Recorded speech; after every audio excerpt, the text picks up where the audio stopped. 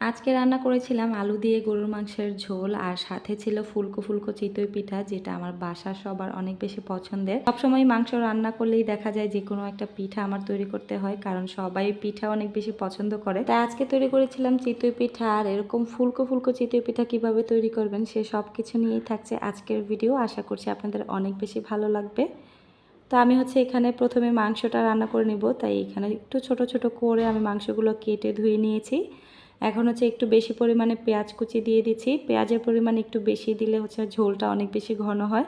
এখন কিছু কাঁচামরিচ আর গরম মশলা দিয়ে দিলাম। আর এখন দিচ্ছি 2 চামচের মতো আদা রসুন বাটা। এখন দিয়ে দিচ্ছি স্বাদ মতো লবণ। আর এখন দেবো 1.5 চামচের মতো হলুদ গুঁড়ো।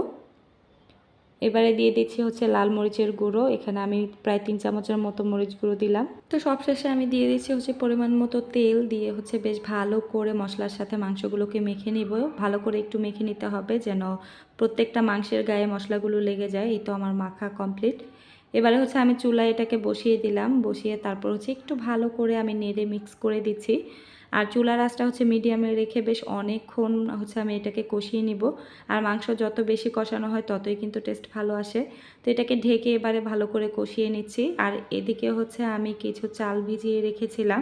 এগুলো শুধু আতপ চাল। আমি 3 থেকে 4 ঘন্টা আগে ভিজিয়ে রেখেছিলাম। এখানে কিন্তু আমি কোনো ভাতের চাল ইউজ করিনি, আমি শুধু আতপ চাল দিয়েই আজকে এই পিঠাটা তৈরি করব। তো এখন এগুলোকে আমি খুব সুন্দর করে পানি দিয়ে ব্লেন্ড করে নিব। আর এদিকে কিন্তু আমার মাংসটাও কষানো হয়ে গিয়েছে। এখন আমি কিছু পরিমাণে আলু অ্যাড করে দিচ্ছি। তো বেশিরভাগ সময় মাংসের সাথে কিন্তু আমি আলুটা অ্যাড করি। আমার বাচ্চারা অনেক বেশি পছন্দ করে আলু খেতে, তো সেই জন্য আলু দিয়েই আমি মাংসটা রান্না করি। আর পিঠা খাওয়ার জন্য কিন্তু আলু দিয়ে ঝোলটাই খেতে বেশি ভালো লাগে। তো এই তো মাংসও আমার কষানো শেষ। এখন পরিমাণ মতো ঝোল দিয়ে দিলাম। আর এটাকে ভালো করে মিশিয়ে দিয়ে আমি রান্না করে নিচ্ছি।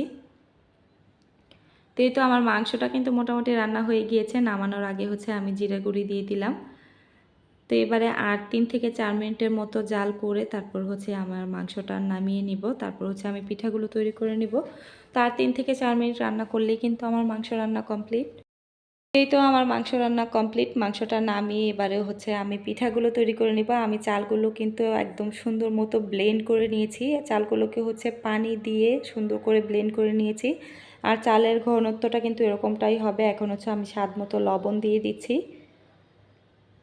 আপনাদেরকে একটু দেখিয়ে দিচ্ছি যে ব্যাটারের ঘনত্বটা কেমন হবে। এই ব্যাটারের ঘনত্বটা কিন্তু অনেকটাই পাতলা হয়। নর্মালি আমরা চিতই পিঠে একটু পাতলা ব্যাটার দিয়েই তৈরি করি। আমি এরকম একটা মাটির পাত্র নিয়েছি। এটাকে আমাদের গ্রামের ভাষায় খোলা বলে। তো এই মাটির খোলার মধ্যে আজকে আমি পিঠাগুলো তৈরি করব।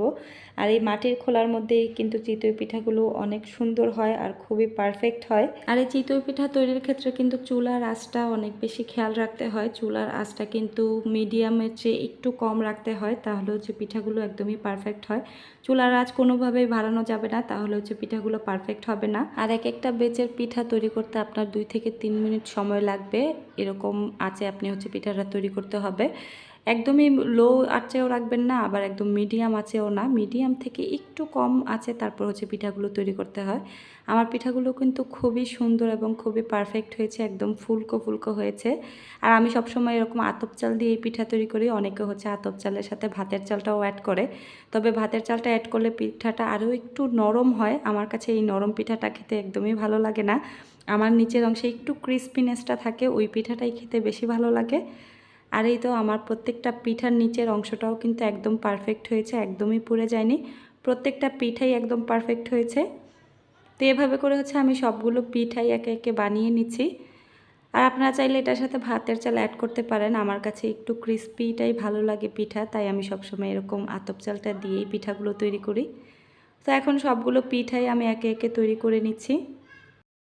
তো এই তো এর মধ্যে আমার প্রত্যেকটা পিঠাই তৈরি করা হয়ে গেছে। আর সবগুলো পিঠাই কিন্তু একদমই পারফেক্ট আর খুবই ফুলকো ফুলকো হয়েছিল। কেমন হয়েছে আমার আজকের এই ভিডিও অবশ্যই আমাকে কমেন্টস করে জানাবেন। আর পিঠাগুলো আপনাদের কাছে কেমন লাগলো সেটাও জানাতে ভুলবেন না। তো আজকের মতো এখানেই বিদায় নিচ্ছি। ভালো থাকবেন সবাই। আর হ্যাঁ আপু ভাইয়ারা, ভিডিও ভালো লাগলে একটা শেয়ার দিয়ে দিন তো।